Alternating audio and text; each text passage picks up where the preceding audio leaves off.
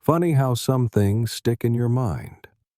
Some nights when the wind rattles these old porch boards, I can still see the dust curling through town that evening, same as if it was yesterday. Guess there's no forgetting the day you buy yourself a ghost, and she turns out more alive than anybody you've ever known. Folks like to talk about gunfights and lost gold, but me, if you ask me what's the wildest thing I ever did, I'd have to start with a blind girl, a drunk bastard, and $30 in silver, right as the sun was leaking gold over Mud Creek. I remember the crowd, boots shuffling, nobody meeting each other's eyes, like they were all ashamed just for being there, but not enough to walk away. At the center was a girl in a faded blue dress, her hair hanging limp, her toes sunk in the dust. Her hands clung to a shawl like it was the only thing left in the world worth holding. She never flinched, not when the man beside her, the sorry excuse for a husband, started shouting about her being useless, blind as a bat, no good for nothing except keeping quiet. Drunk as a polecat, red-faced and mean. I stood off to the side, leaning on Mabel, my old chestnut. Didn't plan to get involved.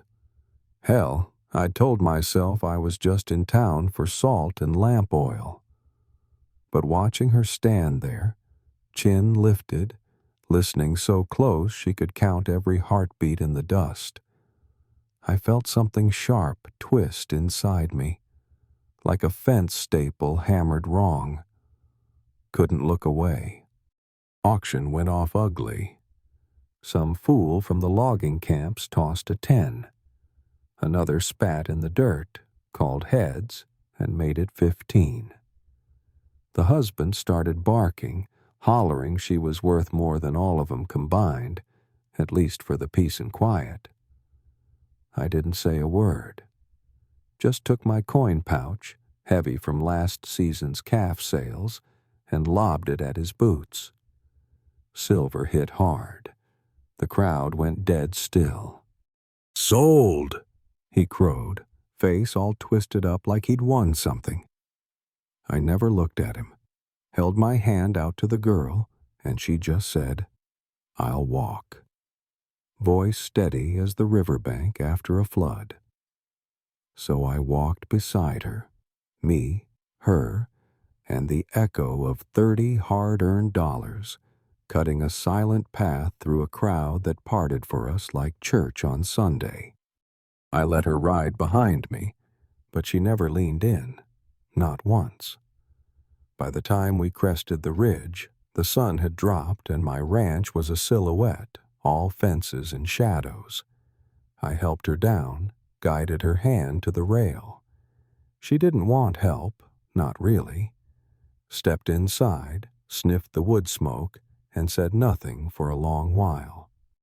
"You'll stay here, safe as long as you need." That's what I told her, soft as I could manage. She turned her face to me. "You buy all your strays?" I felt my jaw twitch. "Only the ones the world's done wrong."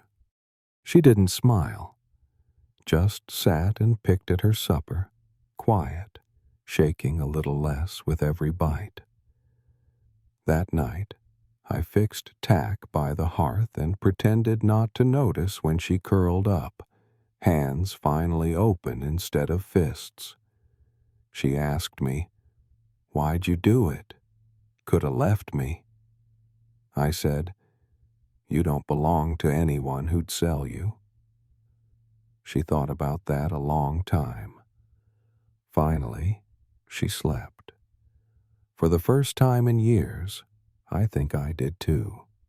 The days that followed, she moved careful as a mouse, learned the house by feel, door frames, table edges, that damn rug by the fire. I left things where she could find them. Boots under the rack, cup by the basin, cut a notch in the porch rail for her hand. We spoke little, but it wasn't the kind of silence that hurts. More like two folks learning a new song, off-key at first, but getting there, note by note. She started pulling her weight, scrubbing pans, planting little jars of herbs on the porch, sewing up my old coat I'd just about given up on. I never asked. She never offered excuses. That was our way. No charity, just trading what we could manage. Town folks, of course, had opinions. Mrs. Pettigrew at the post made it her business to ask if she was my wife or a hired hand. I just took my mail, tipped my hat.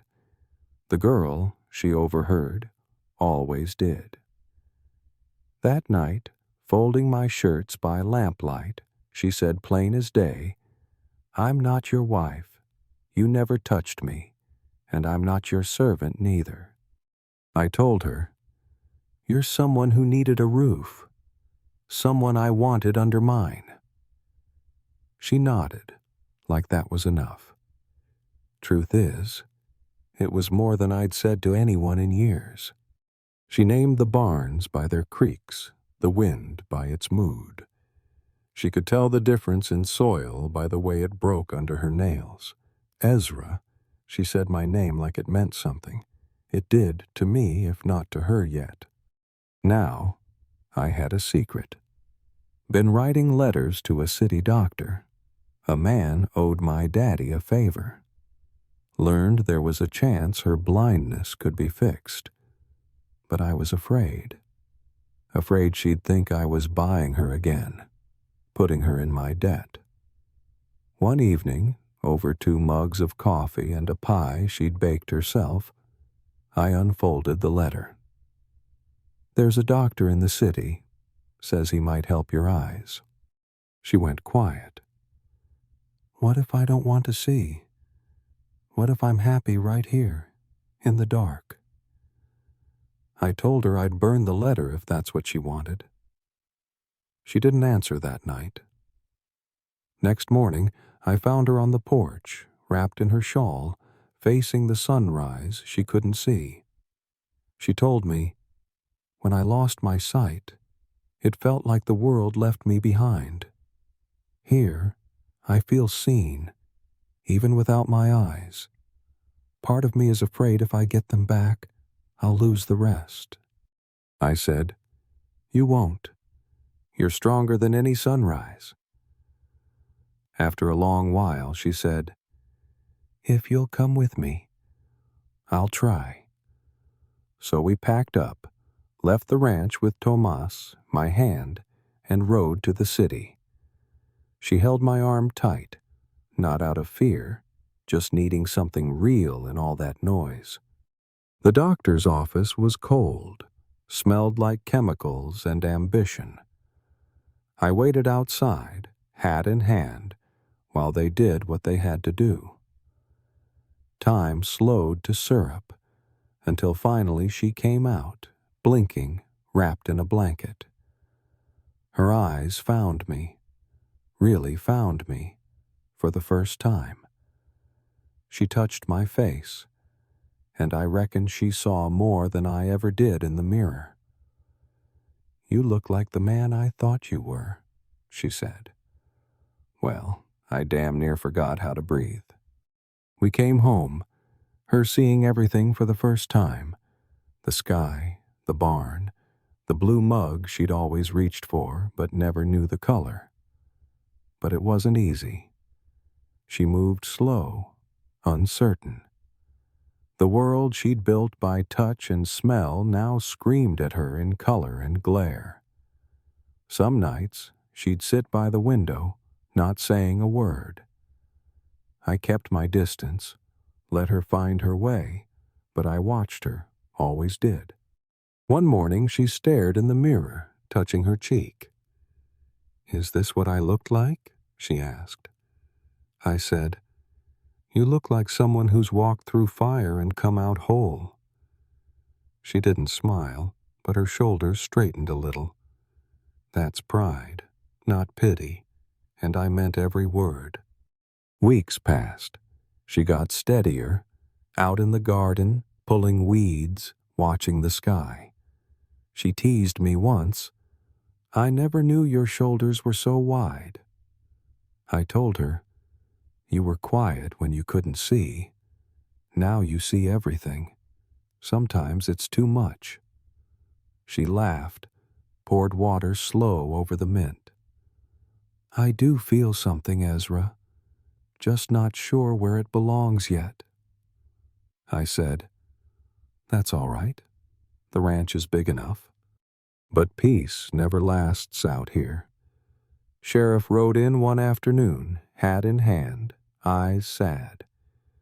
Ezra, her husband's back, the first one, asking questions, says he wants his wife returned. I felt the old anger rise, hands curling slow. She heard the words, jaw set like granite. "I'm not his. Not anymore." I looked her dead in the eye. "You're not." It didn't take long for Tom Larare to make his play. Came strutting into the Sunday market, loud, eyes greedy. "You got my wife, Callahan. She's mine. I paid for her." He wanted everyone to hear. The whole town hushed. I stood between them. "We've got nothing to say to you, Tom." She stepped up, voice strong as thunder. "I'm not yours, Tom. I wasn't then, and I'm not now. You sold me. You lost your claim the day you quit being a man worth standing beside." Tom laughed bitter, trying to rile me. "You think your money makes her clean? She's just a woman." I shook my head. "I never bought her. I freed her. There's a difference." The girl squeezed my hand, standing tall, chin high. "I walk by choice. I choose him." Tom's hand twitched for his gun. Sheriff was there before I could blink, iron drawn, voice calm as midnight. "You draw, Tom. You'll be buried where you stand." Tom spat, eyes wild, but nobody moved. The town was with us for once. He slunk away, no fight left, just dust. Back at the ranch, she stood in the doorway, shawl tight. I waited on the porch rail, watching the hills. She came up slow, looked me in the eye. "You never raised a hand," she said. "Didn't have to," I told her. "You let me speak." She nodded. I kept waiting to feel scared, but I didn't. Not once. Then, out of nowhere, she pulled a silver ring from her apron, simple, bright, with a turquoise stone. Slipped it in my palm. "I want to marry you. Not for saving me, not for owing you, but because I found peace in your quiet, steadiness in your silence. You gave me myself back, and now I want to give you the rest." My breath caught. "You sure?" I managed. She smiled, eyes shining. "Never been more." That's where the story turns. Right at the edge of forever, with the sun setting behind us and no more ghosts left in the yard. You want to know if I'd do it all again? Let me tell you. Some debts a man pays with his life and some with his heart. And I'd pay it twice just to see her stand tall in the sunlight, calling herself free.